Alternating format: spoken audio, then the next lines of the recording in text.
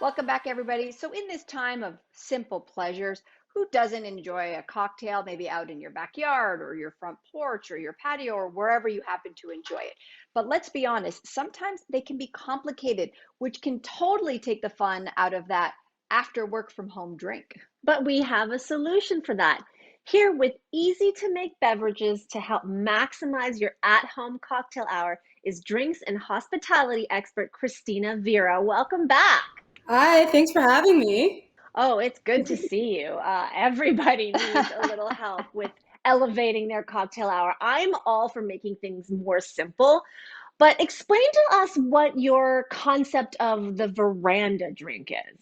Yeah, so I'm not going to pretend that it's something that's real to other people, but in the pantheon of classic drinks, I always think that there's some drinks that really make a lot of sense that you would have on your patio, on your porch, that you can have while you're talking and you don't have to get up, have this whole setup and go to your kitchen. So that's anything from like a caipirinha, which we made on the last segment I did, or something like a spritz, and all of those things that really are builds, or what in bartending world we'll often call a build, which means you make them in your glass. That works with us perfectly well. I also love that you give us some history as well. And we're going to start with the julep drink. What is the history behind the julep? So the julep is something that originated actually in Virginia in the US. It's one of those truly quintessential American drinks. Juleps really made sense because they were incredibly luxurious, because even though they were really easy to make, they really relied on a lot of ice, crushed ice to be specific. And if you're looking at the 1700s, 1600s, 1800s, there's no freezers. So that ice is getting imported from the Arctic and it's getting done by hand. The originators of the juleps and the ones who are very much known for it would be the enslaved peoples on plantations, but essentially a lot of these black bartenders who would make a name for themselves for having the best julep and become this big thing for visiting royalty, diplomats, or even just people going from state to state. Okay, so we're going to start making the first one, which is a classic mint julep. Like you said, if anybody's into thoroughbred horse racing, these two things seem to go hand in hand. So, what is it that we need and how do we make it? All right, so perfect. So if I was doing this at home, you could crush your ice in a lot of ways. One thing I recommend to people, if you want to use something like a mallet and what we call Lewis bag, which is basically like a canvas bag, you can use that to crush your ice, and it keeps the ice dry as you're crushing it, so your crushed ice doesn't get too wet and over dilutes your drink. Oh, I love that hack. And we're going to start with the julep cup. So we're going to use our copper ones because I thought those would be nice and cute. We're going to take a sugar cube. These are, I'm using raw sugar cubes. Any sugar cube works. This is what would be more classically used, raw sugar. And we're going to add just a touch of soda. So literally, boom. Soda really helps aerate as you muddle, and we're going to muddle this up so that sugar doesn't fall at the bottom. You're right. Soda does help. Like that sugar dissolved right away. Just a couple, like 3 or so, 4 leaves of mint in here. We're going to add our bourbon. We're just going to get some of those oils out from our mint. So we did all the work earlier probably of crushing our ice at home, and now we're just going to fill up our cup. The key to a julep is it has to be cold. And you can put in your julep spoon, you can slide it down the side, and you are just going to agitate it a bit. Julep is frosty on the outside. Yeah. Mine's frosty. Then you're going to have a crown. First, we're going to do a nice little slap to get those oils out. So on the side of your hand, 1, 2, 3. Slap. Slap your mint. Yeah. We're kind of punishing them a little bit, Christina. Yeah. It gets the oils to come out so you smell it. And then we're going to just put it down the side of our drink. When you hold your cup, you're going to hold from the bottom or from the top. And the reason why you're going to do that is because you still want it to stay nice and frosty on the outside. That frost is what you want, because we're going to have these on really hot drinks. Oh, wow. Oh, wow. That is refreshing. That is so the mint good. is divine. Christina, this julep is already pretty festive, but you want to take it up a notch, make it even more celebratory with some champagne. Walk us through that. Yeah, so I love a good bubble moment, and I think that when the next 2 drinks, but this one in particular, is a different way to incorporate your sparkling wine. A lot of times people think if you're on your patio, it's just mimosas or maybe an Aperol spritz, but there's so many other drinks we can do. We're going to do our sugar cube again, as well as our splash of soda, and we're going to muddle that up. Yeah, so we're going to put in a couple of leaves of mint, and then we're going to add in our cognac or brandy, and then you're going to put in about 3 to 4 ounces of your sparkling wine. So that'd be about a half flute. Pour it in slowly. You don't want it to Wow. foam up. I can already smell it. Oh, Why I like using cava is one, it's really cost effective, and two, it has really good bubbles, and three, it's not going to have too much sugar. So if you're wondering why are we using a cava and not a prosecco, usually cavas tend to be a little bit lower on the sugar and have a tighter bubble. Okay, topping up with ice.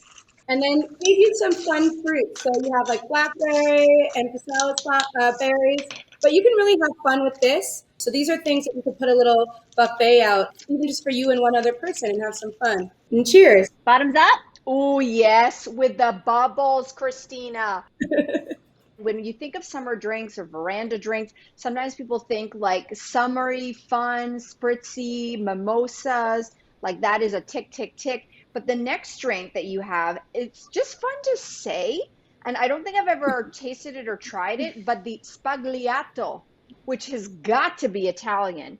I need to know It is. everything about this drink. So a spagliato is also one of those drinks that I think is a lot of bartenders' favorites, because bartenders often, we go out with each other, we end up drinking a lot, we like alcohol, but we don't want to drink too much. So it's a nice lower alcoholic version of essentially of Negroni. Spagliato basically came from, the story is, a bartender was supposed to make a Negroni and accidentally grabbed the sparkling wine instead of the gin.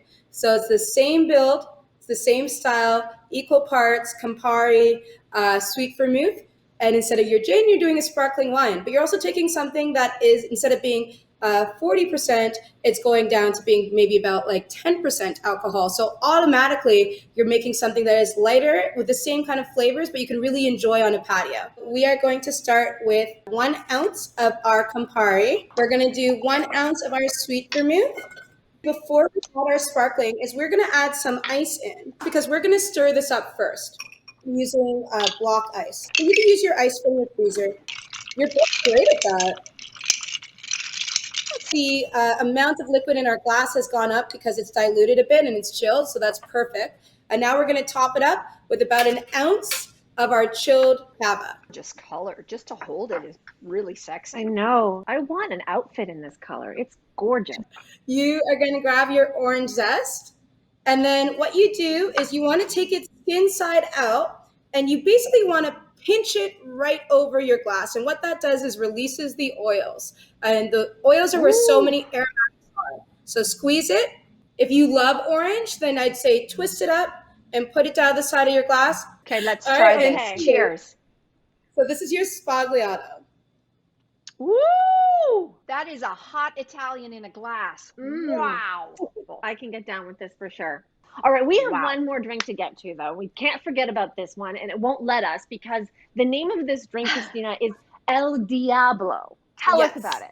All right, so we're doing an El Diablo, which is one of those rarer drinks, tequila drinks that you get in a tiki bar. So we wanted to do something in this section that wasn't as typical for all the others. This is basically a mule riff, but instead of just doing something like vodka and ginger beer, which is delicious, we're going to switch it up a little bit. We're going to use a mason jar pour, and just to show how you can shake something, but you don't need fancy shakers or strainers. Our tequila. So I am using a Reposado tequila, Hornitos, and the reason why I'm using a Reposado instead of using, say, like a Blanco is I want a little bit of that vanilla flavor, a little bit of those more ripe apple flavors that you get with a Reposado tequila, as opposed to a Blanco, which is going to be a lot greener and fresher. 1/2 ounce of our cassis, add in 1/2 ounce of lime juice, which is basically almost half a lime.